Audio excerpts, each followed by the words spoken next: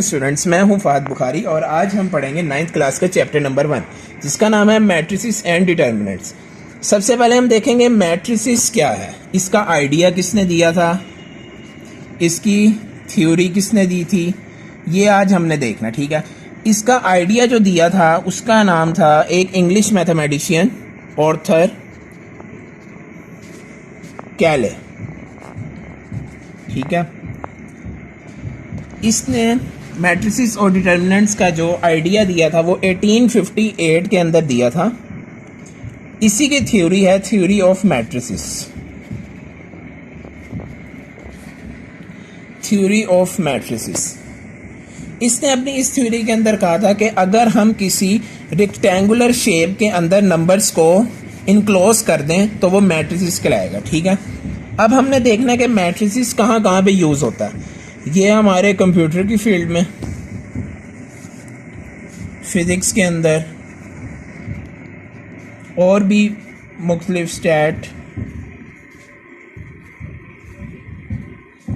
और इसके अलावा मुख्तलिफ ब्रांचेस ऑफ साइंस के अंदर इसका यूज किया जाता है। ठीक है जी, तो अब हम देखेंगे कि मैट्रिक्स होता क्या है। चलिए, तो अब हम देखेंगे कि मैट्रिक्स क्या होता है। मैट्रिक्स होता है एक रेक्टेंगुलर अरे होती है जिसके अंदर हम रियल नंबर्स को इनक्लोज करते हैं। रियल नंबर्स को इनक्लोज करते हैं। अब रियल नंबर्स क्या होते हैं? रियल नंबर्स हमारे पास होते हैं 0, 1, 2, 3 अप टू सो ऑन। ये सारे हमारे पास रियल नंबर्स हैं। ठीक है, मैट्रिक्स को हम रिप्रेजेंट कैसे करते हैं? एक सिंबल है स्क्वायर ब्रैकेट्स का जो हम यूज भी करते हैं, इसको हम रेक्टेंगुलर अरे भी कहते हैं। ठीक है, ये स्क्वायर ब्रैकेट है, इसके अंदर हम मैट्रिक्स को रिप्रेजेंट करते हैं। अच्छा जी, तो मैंने आपको पीछे बताया था कि हम इसको स्क्वायर ब्रैकेट्स के साथ रिप्रेजेंट करते हैं। अब हम एक एग्जांपल लेते हैं मैट्रिक्स की। अब हम एग्जांपल क्या लेंगे? सबसे पहले हम क्या करेंगे? स्क्वायर ब्रैकेट्स लगाएंगे, उसके बाद हम इसके अंदर रियल नंबर्स लिखेंगे। ये सिर्फ एग्जांपल है। ठीक है, 4, 3। अब हमने क्या किया है? हमने इस रियल नंबर को इनक्लोज कर दिया है रेक्टेंगुलर अरे के अंदर या स्क्वायर ब्रैकेट के अंदर। तो ये क्या कहलाता है? ये हो गया जी मैट्रिक्स। अब आगे एक और चीज आती है, वो है जी ऑर्डर ऑफ मैट्रिक्स। अच्छा जी, तो अब हम बात करेंगे कि ऑर्डर ऑफ मैट्रिक्स क्या होता है। अब हम ये एग्जांपल नीचे ले लेते हैं।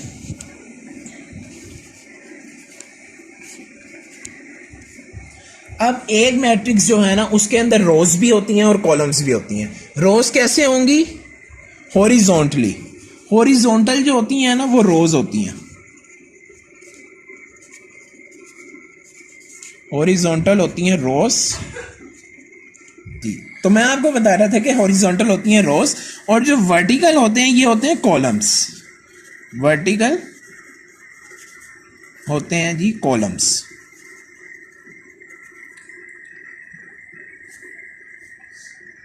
तो अब हम क्या करेंगे?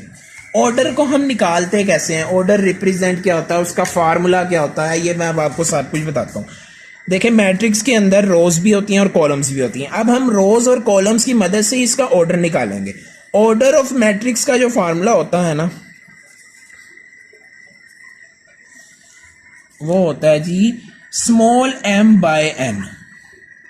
अब तो मैं आपको बता रहा था कि ऑर्डर ऑफ मैट्रिक्स का जो फार्मूला होता है वो स्मॉल m/n होता है। हम रोज को स्मॉल m से रिप्रेजेंट करते हैं और कॉलम्स को रिप्रेजेंट करते हैं स्मॉल n से। ठीक है, अब जब भी हम किसी भी मैट्रिक्स का, अगर हम इसको नाम दे देते हैं कि ये सपोज किया m के इक्वल है मैट्रिक्स, जब भी हम, अगर हमने इस m मैट्रिक्स का ऑर्डर निकालना है, हम क्या लिखेंगे? Order of matrix m equals to, क्या फॉर्मूला है? Small m/n। Small m। अब हमने सबसे पहले देखना है इसके रोज कितनी है। कितनी रोज है? 1 और 2। हम लिख देंगे 2 बाय, अब हमने कॉलम्स देखने हैं 1 और 2। 2 कॉलम्स हैं, तो ये हमने इसका ऑर्डर निकाल लिया। ठीक है, अब हम एक और एग्जांपल लेते हैं। हम सपोज करते हैं ए मैट्रिक्स है जो 1, 4, 3, 2, 4, 1, ये मैट्रिक्स है हमारे पास, ठीक है। अब हमने इसका ऑर्डर निकालना। सबसे पहले हम क्या करेंगे, इसकी सबसे पहले हम लिखेंगे order of matrix A. Formula क्या है हमारा, स्मॉल m बाय n, ठीक है। सबसे पहले अब हमने इसकी रोज काउंट करनी है। रोज कितनी है, 1, 2 और 3, ठीक है, 3 बाय। अब हमने इसके कॉलम्स देखने, कॉलम्स कितने हैं, 1 और 2 कॉलम्स है। अच्छा जी, तो मैं आपको बता रहा था इक्वल मैट्रिक्स के बारे में, ठीक है। मैंने पॉइंट्स क्या लिखवाए थे इसके, कि इनका ऑर्डर सेम हो, ऑर्डर इज सेम, और इनकी जो कॉरस्पॉन्डिंग एंट्रीज है ना, कॉरस्पॉन्डिंग एंट्रीज वो भी इक्वल हों। अब हमें कैसे पता चलेगा कि कॉरस्पॉन्डिंग एंट्रीज इक्वल है या नहीं है। अब हम ये एग्जांपल देखते हैं, ऊपर जो मैंने 2 मैट्रिक्स लिखे थे क्या है। सबसे पहले हम इसका ऑर्डर चेक करेंगे। 2 रोज हैं, 2 कॉलम्स हैं, 2 रोज हैं, 2 कॉलम्स हैं। अब हमें एक चीज़ पता चल गई, पॉइंट 1 जो है वो क्या है जी, ऑर्डर जो है of A and B matrix is same. क्या है, ए और बी मैट्रिक्स जो है उसका ऑर्डर जो है वो सेम है। एक पॉइंट क्लियर हो गया। अब हमने इस पॉइंट को देखना, क्या लिखा हुआ है जी, कोरस्पॉन्डिंग एंट्रीज जो है वो इक्वल होनी चाहिए। कोरस्पॉन्डिंग एंट्रीज का क्या मतलब है, मैं इसको नीचे लिखता हूँ एक दफ़ा।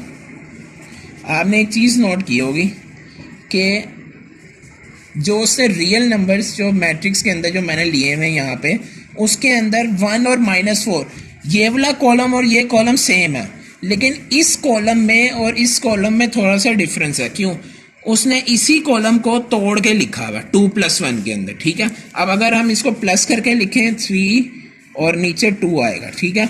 अब ये a = b हो गया, यानी कि ये जो दोनों पॉइंट्स हैं वो इसके ऊपर, इन दोनों मैट्रिक्स के ऊपर लाए कर रहे हैं। क्या, सबसे पहला पॉइंट क्या था, ऑर्डर हमारे पास सेम होना चाहिए और कॉरस्पॉन्डिंग एंट्रीज जो है ना वो भी इक्वल होनी चाहिए, ठीक है जी। उम्मीद है कि आपको ये मेरा इंट्रोडक्शन जो मैंने दिया है चैप्टर 1 नंबर 1 के मैट्रिक्स के बारे में, ये आपको पसंद आया होगा। अगर आपको पसंद आया तो मेरी वीडियो को लाइक करें, शेयर करें, और अगर आपका कोई क्वेश्चन है तो कमेंट बॉक्स के अंदर पूछें, और मेरे चैनल को सब्सक्राइब भी कर दें। थैंक यू, अल्लाह हाफिज़।